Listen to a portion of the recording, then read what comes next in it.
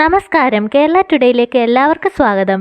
ക്ഷേമ പെൻഷൻ വിതരണവുമായി ബന്ധപ്പെട്ട ഏറ്റവും പുതിയ അറിയിപ്പാണ് വീഡിയോയിലൂടെ ഷെയർ ചെയ്യുന്നത്. വീഡിയോയിലേക്ക് കടക്കുന്നതിന് മുമ്പായി ഈ ചാനൽ ഇതുവരെ സബ്സ്ക്രൈബ് ചെയ്തില്ലെങ്കിൽ സബ്സ്ക്രൈബ് ചെയ്യുക. തുടർന്നും പെൻഷൻ അറിയിപ്പോൾ ഷെയർ ചെയ്യുമ്പോൾ നോട്ടിഫിക്കേഷൻ ആദ്യം തന്നെ ലഭിക്കുന്നതിനായി ബെൽ ബട്ടൺ കൂടി എനേബിൾ ചെയ്യുക. സാമൂഹ്യ സുരക്ഷാ പെൻഷനുകളായ വാർദ്ധക്യ പെൻഷൻ, വിധവാ പെൻഷൻ, ഡിസബിലിറ്റി പെൻഷൻ, 50 വയസ്സ് കഴിഞ്ഞ അവിവാഹിതരായ വനിതകൾക്കുള്ള പെൻഷൻ, കർഷക പെൻഷൻ എന്നിങ്ങനെ വിവിധ വിഭാഗങ്ങളിലുള്ള പെൻഷൻ വാങ്ങുന്ന 62 ലക്ഷത്തിൽ പരം ഗുണഭോക്താക്കളാണ് സാമൂഹ്യ സുരക്ഷാ പെൻഷനായി കാത്തിരിക്കുന്നത്. ഡിസംബർ ജനുവരി പെൻഷൻ വിതരണത്തിനായുള്ള തുക സമാഹരണം 2000 കോടിയുടെ കടപ്പത്ര ലേലത്തിലൂടെ എത്തിക്കഴിഞ്ഞു.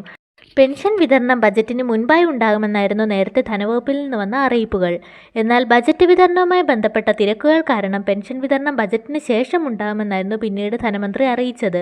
ഇപ്പോൾ പെൻഷൻ വിതരണവുമായി ബന്ധപ്പെട്ട് സുപ്രധാന തീരുമാനം വന്നിരിക്കുകയാണ്. 62 ലക്ഷത്തോളം വരുന്ന സാമൂഹ്യ സുരക്ഷാ പെൻഷൻ ഗുണഭോക്താക്കൾക്കുള്ള പെൻഷൻ വിതരണത്തിനായുള്ള നടപടിക്രമങ്ങൾ ഇന്നു മുതൽ ആരംഭിക്കുമെന്നാണ് ഏറ്റവും പുതിയ അറിയിപ്പുകൾ. ബജറ്റിന് ശേഷം ഈ ആഴ്ചയോടുകൂടി പെൻഷൻ വിതരണത്തിനുള്ള നടപടിക്രമങ്ങൾ ആരംഭിച്ച് പെൻഷൻ വിതരണത്തിനുള്ള തീയതി ഈ ആഴ്ച തന്നെ അറിയിക്കുമെന്നായിരുന്നു ധനവകുപ്പിൽ നിന്ന് വന്ന അറിയിപ്പ്. അതിനാൽ നടപടിക്രമങ്ങൾ ഇന്നു മുതൽ ആരംഭിച്ച് പെൻഷൻ വിതരണം ഈ ആഴ്ച തന്നെ തുടങ്ങുമെന്നാണ് റിപ്പോർട്ടുകൾ സൂചിപ്പിക്കുന്നത്.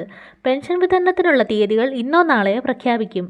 എല്ലാ മാസവും 20-നും 30-നും ഇടയിൽ പെൻഷൻ വിതരണത്തിനുള്ള നടപടിക്രമങ്ങൾ ആരംഭിച്ച് പെൻഷൻ വിതരണം പൂർത്തിയാക്കുന്ന രീതിയിൽ മുന്നോട്ട് കൊണ്ടുപോകാനായിരുന്നു സർക്കാർ തീരുമാനം.